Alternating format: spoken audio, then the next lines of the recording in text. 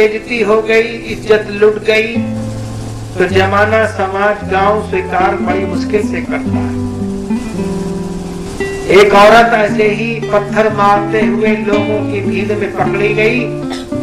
लोग पत्थर वहां कर रहे थे। वचन में, प्रभु के भजन वचन में लिखा है कि जो कोई स्त्री व्यभिचार के केस में पकड़ी जाए उसे पत्थर मार करके मार डालो। तो लोग पत्थर मार मार के मार रहे थे।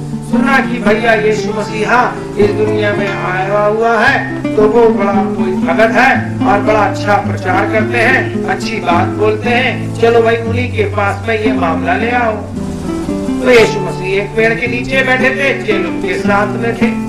लोग पत्थर मार के इसी रास्ते से लाए, नारे मारे, डंडा लाठी और सब पत्थर से लाए और पटक दिया यीशु के पास में।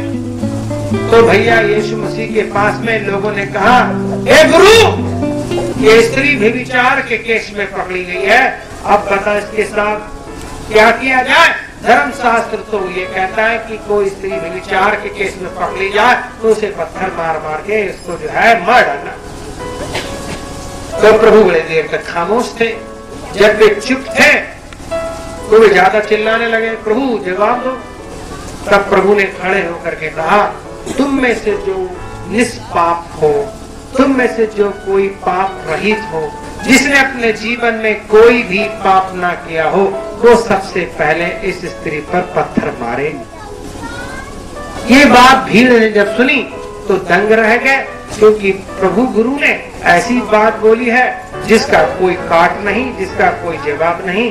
वे सब के सब आपस में बात करते हुए इस बात को कहने लगे, अरे मैंने तो बहुत पाप किए हैं, मैं तो निष्पाप नहीं, और पूरी तरीके से तो भैया मैं पाप से रहित नहीं हूँ, और मैं भी पापी हूँ, बहुत पाप किए हैं। इसलिए एक एक करके सब लोग उल्टे पैर, दूर उड़ैया, सारे लोग अपने पैर उल्टे करके भाग गए।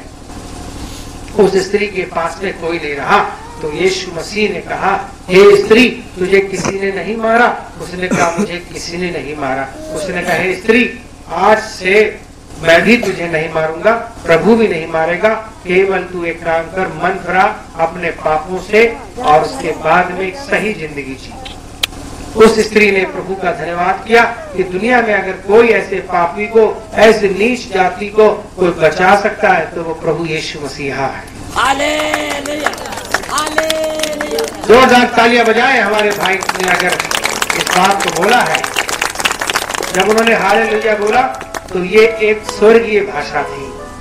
स्वर्गीय भाषा का मतलब है प्रभु की महिमा हो, प्रभु की स्तुति हो, इन्होंने बोला। तो आइए हम लोग जोर से बोले, हालेलुया, हालेलुया। प्रभु की स्तुति हो। वो स्त्री जब उसने उसकी हकीकत बताई, कुएं के पास में पानी भर के, तब क्या हुआ?